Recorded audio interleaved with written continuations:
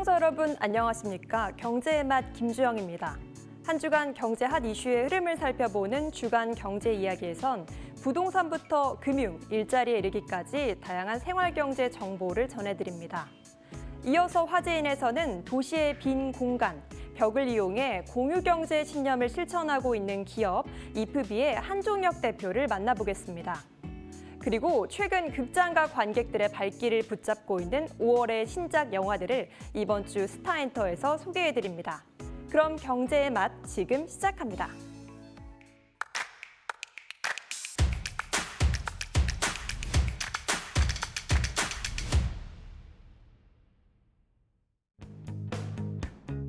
취업난이 심각해지면서 교육과정이 구조적으로 변해야 한다는 목소리가 나오고 있습니다. 특히 전문성을 강조하는 전문대학들은 중소기업과 협약을 맺고 현장에 맞는 인재 양성에 집중하고 있는데요.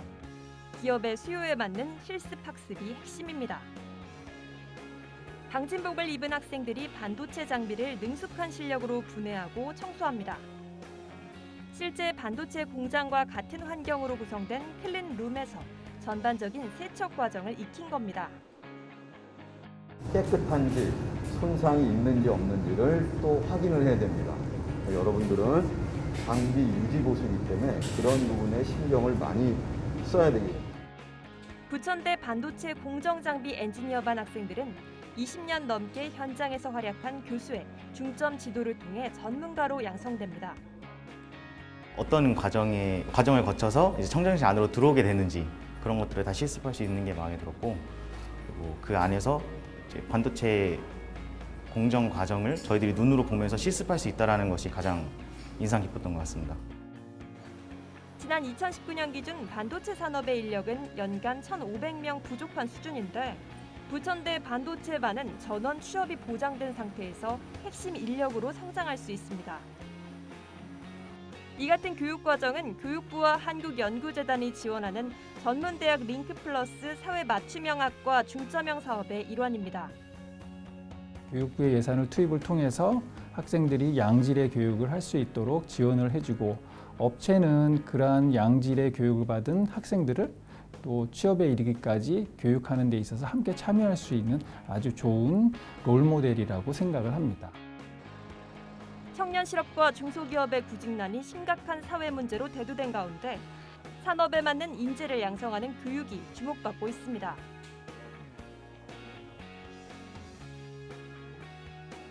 산업계 전반에 번지고 있는 ESG 경영 바람이 영화관 업계에도 불고 있습니다. 영화관 안에서 버려지던 소모품들을 환경 친화 제품으로 전환하는가 하면 패션 상품으로 재활용해 리사이클링에까지 나선 건데요. 최근 국내의 한 영화관이 업계 처음으로 친환경 시네마로 변신을 선언했습니다. 변화의 첫걸음은 관람객들이 사용하는 소모품들의 교체. 먼저 겉면에 코팅 처리를 해 분해가 어려웠던 기존의 팝콘통을 분해가 가능한 그린실드 소재로 교체했습니다. 팝콘의 포장과 배달 시에 사용했던 플라스틱 뚜껑 대신 FSC 인증을 받은 친환경 포장재를 사용하는 지점도 점점 늘고 있습니다. 또 다른 영화관 역시 업계 처음으로 버려지는 폐스크린을 활용한 리사이클링 물품을 선보였는데요. 폐기물 저감을 위해 폐스크린을 새로 활용한 가방 제작을 시작으로 ESG의 첫 행보를 내디뎠습니다. 버려지던 폐기물을 고객이 구매할 수 있는 물품으로 재탄생시켜 새로운 활용의 가치를 고객과 함께 나누는 데 의미를 둔 겁니다. 먹는 것에서부터 입는 것까지 친환경색을 입히고 있는 영화관 업계. 고객들이 체감할 수 있는 ESG 경영을 통해 그 의미를 더해가고 있습니다. 애니메이션은 아이뿐만 아니라 어른들도 함께 즐기는 하나의 문화 콘텐츠로 자리 잡고 있지만 이를 즐길 수 있는 공간은 마땅치 않았는데요. 하지만 최근 만화책부터 여러 상품과 콘텐츠를 한 곳에서 만나볼 수 있는 공간이 마련돼 큰 인기를 끌고 있습니다. 최근 국내의 한 미디어 업체가 새롭게 오픈한 애니메이션 전문 매장은 애니메이션에 대한 인기가 높아지면서 방문객들의 발길이 끊이지 않고 있는데요. 이곳에서는 캐릭터 뽑기를 즐길 수 있는 매장과 피규어 등 캐릭터 상품을 중고로 매매할 수 있는 리펀샵도 함께 열어 다양한 즐길거리를 제공하고 나섰습니다.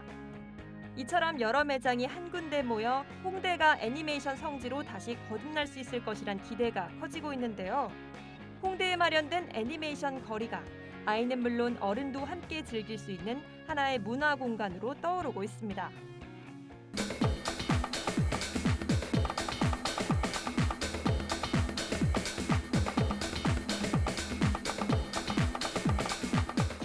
안녕하세요. 벽 공유 플랫폼 월디의 대표 한종혁입니다. 만나서 반갑습니다. 최근 도시에 아무 의미 없던 벽에 공유 경제의 개념을 결합. 세계 최초 벽 공유 플랫폼을 운영하는 기업이 주목받고 있다. 월디라는 벽 공유 플랫폼을 운영하면서 필요로 하는 사람들에게 권한을 나눠주는 기업 이프비. 이들은 건물주와 광고주, 아티스트의 세 축을 연결시켜 소통을 이끌어내며 거리 예술을 바탕으로 한 새로운 비즈니스 모델을 구축해 나아가고 있는 것이다. 이번 주 화제인에서는 벽 공유 플랫폼 월디를 통해 도시를 더욱 아름답게 만들어가고 있는 이프비의 한종혁 대표를 만나본다.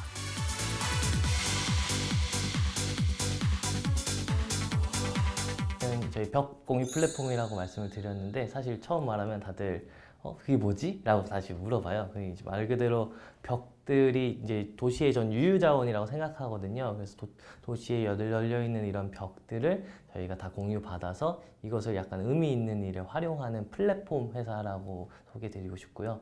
그래서 여기 벽에다가 저희가 다른 거보다도 이제 도시를 조금 아름답게 만들자라는 생각이 들었어요. 그래서 스트릿 아트라는 개념을 더해가지고 여기에 이제 벽들을 빌려서 스트릿 아트를 입히는 그런 회사입니다.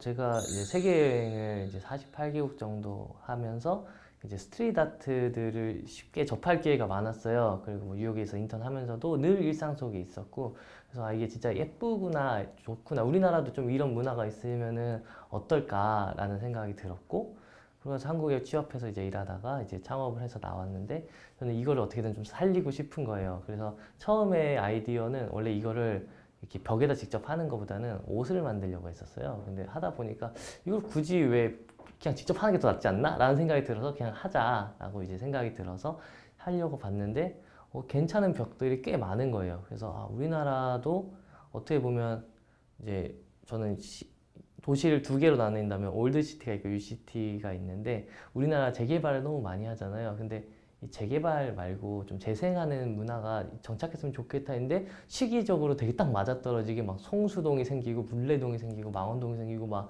이제 사람들이 을지로가 더 좋다고 하고 바뀐 거예요. 종로, 강남역 이런 데보다 명동보다 그런 데를 더 선호하고 시기적으로도 맞고 거기에 어울리는 스트릿 아트가 들어가면 딱 맞겠다 싶어서 이걸 그릴 수 있는 환경을 만들자 했는데 가장 큰 문제가 이 벽은 이제 몰래 그리면 이제 불법이잖아요. 그래서 합법적으로 해야 되니까 저는 그 벽들을 먼저 섭외를 해야겠구나 싶어서 이제 플랫폼을 하나 만들자. 벽들을 빌려주면은 우리가 그거를 이제 수익으로 돌려주는, 그러면은 건물주 입장에서도 다 이렇게 좋아하지 않을까라는 생각을 하게 됐고, 거기에서 이제 생각만 하고 있었어요. 그러고 생각만 하고 있는데 아는 형님을 제가 좋아해서 그 프로그램을 이제 보는데 거기에 이제 서장훈이 엄청 갑부 맨날 느낌으로 나와요. 그래서 이제 건물주 뭐 해서 뭐 재산이 몇 조다 막 이런 식으로 나오는데 그 사람이 이제 양재동 건물주인데 임대료를 안 올리는 착한 건물주라고 해서 좀 유명하더라고. 기사도 있고. 그래서 봤는데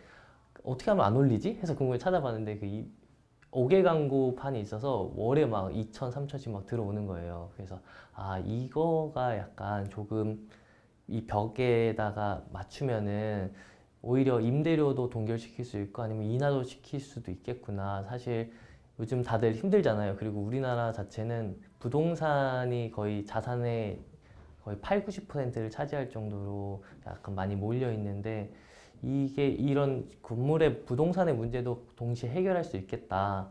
그래서 이제 무작정 이제 빌리기 시작해가지고 그렇게 시작이 됐죠. 예. 일단은 그분들 입장에서도 그러니까 어떻게 보면 저 같은 사람이 나타나기 좀 기다렸다고 하더라고요. 그러니까 그림을 하시다 보니까 보통 이제 전공이 미술이에요. 이제 그런 분들인데 어찌 보면 이건 사업의 영역이잖아요. 그래서 순수 미술을 하는 분들이 그걸 직업으로 가지는 확률이 4.6% 정도라고 하더라고요. 근데 그거를 업으로 하려면 돈이 돼야 되는데 이제 저 같은 경우는 이제 경영학과 나와가지고 이런 거에 오히려 더 밝거든요. 그러니까 기회들을 다 만들어 놓고 이렇게 있으니까 오히려 자기 일을 좀 이제 같이 했으면 좋겠다라고 적극적으로 조금 어필을 해주시는 분들이 많고, 그리고 그림을 크게 그릴 수 있는 환경이 우리나라에 많지가 않아요. 근데 벽이라는 캔버스는 제일 크잖아요. 거기다가 할 수 있는 기회를 이제 주는 거고, 심지어 연예인을 크게 그리고 싶어 하는 걸 되게 좋아하는데 그거를 할 수 있는 거죠. 돈도 받으면서 자기가 좋아하는 것도 할 수 있고. 그래서 되게 좋아하고, 이제 조금 친해진 분들은 같이 뭐 클라이밍도 하고 같이 밥도 먹고 다니고 뭐 이렇게 조금 친분을 계속 유지하는 편입니다. 앞서 말했듯이 이 세 부류라고 하긴 그러네요. 이 세 분들이 다들 사실 까다로운 분들이에요. 상대하기에는 건물주도, 광고주도 그렇고 아티스트도 그렇고. 근데 이거를 다 상대를 해야 되는데 저희의 가장 큰 강점이 이거를 잘하는 회사라고 생각을 하고, 저희만의 가장 큰 강점이 사실 이제 선구자잖아요. 이런 개념 자체가 해외에도 없고, 그런데 선구자이기 때문에 미리 지금 건물주들을 많이 다 파악해 놨고, 그래서 일단은 먼저 들어가 있고, 이분들도 이상하게 만큼 되게 많이 믿어줘요. 그래서 항상 뭐 다른 광고 쪽에서 연락이 왔다면 저한테 항상 다 알려주고 이럴 정도로 저한테 되게 무한 신뢰를 주셔서 그런 거 좋고, 아티스트 분들 입장에서도 되게 그런 걸 많이 믿어주고, 제가 아티스트 입장에서 되게 많이 챙겨드리려고 하고 있거든요. 그래서 아티스트한테는 제가 뭐 수익을 떼가든지 이런 것도 안 하고 있고, 그런 면에서 관계적인 유지 측면에서 저희가 큰 강점이 있다. 그리고 저희가 보유한 아티스트들은 이제 저희하고만 하기로 했거든요. 그렇기 때문에 이제 이 정도 퀄리티를 낼 수 있는 회사가 우리나라에는 저희밖에 없을 거예요.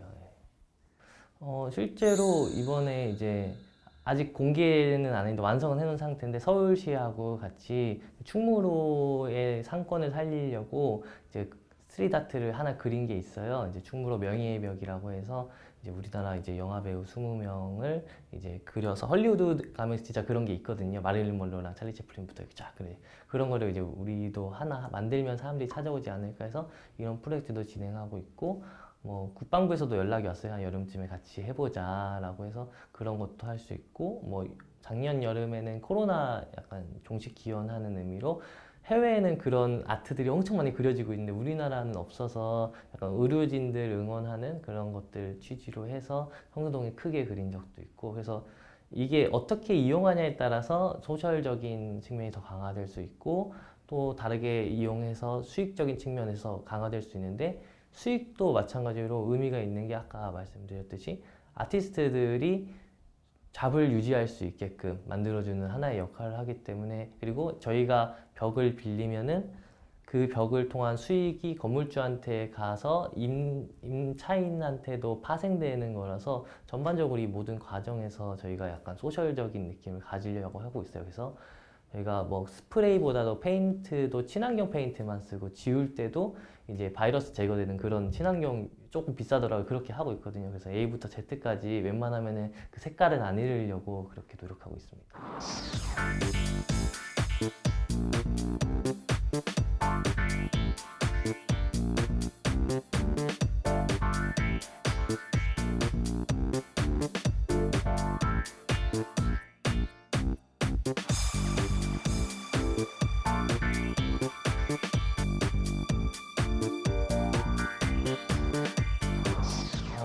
주변에서 가장 많이 한 말은 그럴 줄 알았다, 나갈 줄 알았다 라고 했고, 취업했을 때 사람들이 되게 의아하게 생각했었어요. 한중혁이 왜 창업 안 하고 바로 취업을 먼저 했지? 라는 생각을 했었고, 그래서 나갈 때 동기들도 언제 나가나 했다고, 왜 안 나가나 했었다고 막 그런 얘기 많이 들었습니다. 제가 원래 이제 그 전에 잡이 투자심사역이었어요. 그래서 기업들 M&A하고 스타트업 투자하고 이런 역할을 했었는데, 정말 그때는 이제 앞으로 돈 잘 벌 회사들 위주로만 보니까 이제 그런 식으로 가는데, 그 사람들이 잘 돼도 사회가 별로 바뀌는 건 없는 거예요. 근데 저는 약간 뭔가 조금 긍정적으로 잘 되면 좀 같이 사회가 나아지면 참 좋겠는데 라는 생각을 했고, 내가 사업을 한다면 그런 식으로 하자. 그냥 이 기업이 존재하는 이유만으로도 사회에 좀 긍정적인 영향을 끼칠 수 있는 그런 게 되면 좋겠다라는 생각을 하게 됐고, 해서 창업하면 무조건 소셜벤처부터 해야지라는 그 기조가 깔렸던 것 같아요. 저의 좌우명은 원래 그 즐겁게 신나게 보람차게를 늘 꾸준히 가지고 가고 있는데, 뭐 부정적으로 생각하면 끝도 없잖아요. 그래서 항상 이제 긍정적으로 좀 생각을 하면서, 그리고 이왕 할 거 좀 즐겁고 신나게 하자. 그래서 남들 안 해보는 거 한번 만들어보고 막 이런 것도 하고, 근데 그게 의미 없이 그냥 재미만 있으면 안 되니까 보람까지 좀 가져가는 형식으로 그거를 항상 사업할 때나 제가 그냥 살아가면서 사람들 대할 때도 그걸 기조를 늘 유지하고 있어요. 제가 이제 처음에 이거 시작할 때 이제 제가 서울시한테 제안한 게 있었어요. 그러니까 작년에 이제 새로 강남 코엑스에 가면 이제 되게 멋있게 디지털 광고들이 막 생겼거든요. 그래서 제가 제안한 게 서울을 반으로 쪼개서 이제 강남 쪽은 이제 UCT라고 하면 강북을 올드시티라고 할 수 있는데, 강북 쪽은 아날로그 광고인 우리 월디 스트리트아트 광고로 채워서, 그래서 다리 하나 사이에 두고 완전 다른 느낌의 매력을 가질 수 있는 도시로 만들자라고 했고, 그래서 단기적으로는 그렇게 만드는 게 이제 목표고, 이걸 이제는 아마 올해부터는 좀 서울을 벗어나서 조금 전국 단위로 넓혀 나갈 거예요. 그래서 이것들 역시 이제 다른 곳에서도 올드시티와 UCT가 공존할 수 있게끔, 그 중간에 올드시티가 더 아름다울 수 있게 월디가 존재하는 게 목표입니다.